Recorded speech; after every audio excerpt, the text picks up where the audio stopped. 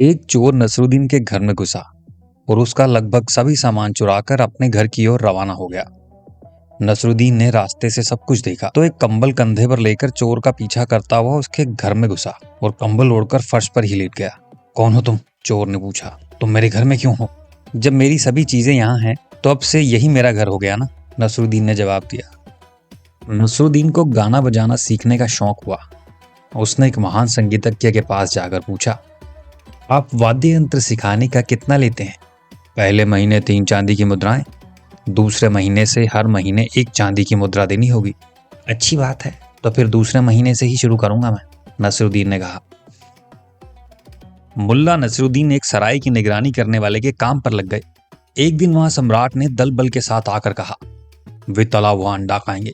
खाना खत्म करके शहंशाह ने नसरुद्दीन से कहा, अब हम लोग शिकार करने जाएंगे, बताओ तो कितना देना होगा तुम लोगों को? जहांपना तले हुए अंडे के केवल 1000 स्वर्ण मुद्राएं हुई, नसरुद्दीन ने कहा। जहांपना की आंखें फट गई। 1000 मुद्राएं?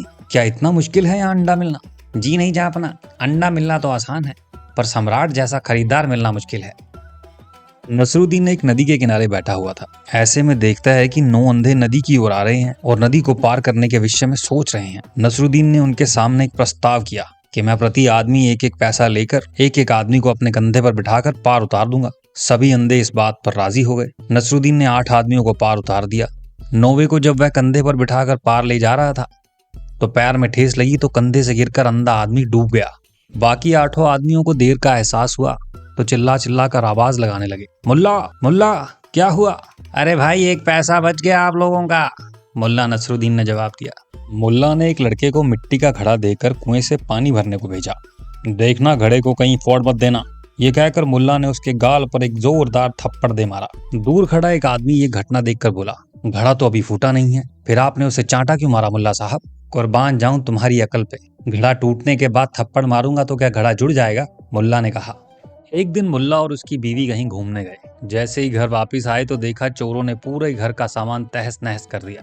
ये देखकर बीवी आग बबूला होकर बोली, ये सब तुम्हारा कसूर है, तुमने बाहर के दरवाजे पर ताला क्यों नहीं लगाया? तुम्हें दरवाजे पर ताला लगाना चाहिए था। पड़ोसियों ने भी यही सुरा लापना शुरू किया। एक ने कहा, चोर आ सकता है, ये तो पहले ही समझ लेना चाहिए था। क्या मुसीबत है, मुल्ला ने कहा। देखता हूँ तुम लोगों ने सिर्फ मेरे ही पीछे लगना शुरू किया है। हाँ तो कसूर तो तुम्हारा ही है मुल्ला, पड़ोसी ने कहा। अच्छा मेरा कसूर है और चोर का कोई कसूर नहीं? नसरुद्दीन को नया चोगा बनवाने का शौक चढ़ गया। पैसा इकट्ठा करके दर्जी की दुकान में गया फरमाइश देने। दर्जी ने माप लेकर कहा, अल्लाह करे तो 1 हफ्ते में आपका चोगा मिल जाएगा।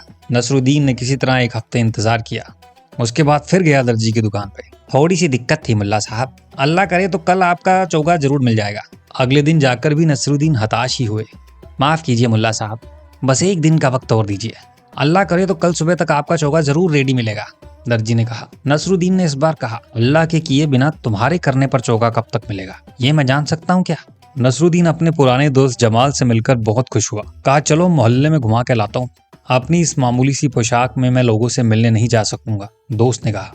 नसरुद्दीन ने उसे एक भड़कीली पोशाक दी। पहले मकान में जाकर नसरुद्दीन ने कहा, ये मेरे बड़े दोस्त हैं जमाल साहब, इनकी पोशाक असल में मेरी है। मिलकर बाहर आए तो जमाल ने गुस्से में कहा, तुम्हारी कैसी अक्ल है, ये पोशाक जो तुम्हारी है ये कहे बिना काम नहीं चलता था क्या? दूसरे मकान में जाकर नसरुद्दीन ने कहा, ये जमाल साहब हैं मेरे पुराने दोस्त, इन्होंने जो पोशाक पहनी है ये इनकी अपनी ही है। जमाल फिर नाराज हुआ और कहने लगा, झूठ बोलने को किसने कहा तुमसे? क्यों, तुमने जैसा कहा मैंने वैसा ही तो कहा। नहीं, पोशाक वाली बात ना ही कहो तो अच्छा होगा। तीसरे मकान में जाकर नसरुद्दीन ने कहा, ये मेरे पुराने दोस्त हैं जमाल साहब, मैं इनसे आपका परिचय करा दूं? इन्होंने जो पोशाक पहनी है उसके बारे में बात ना ही करे तो अच्छा है।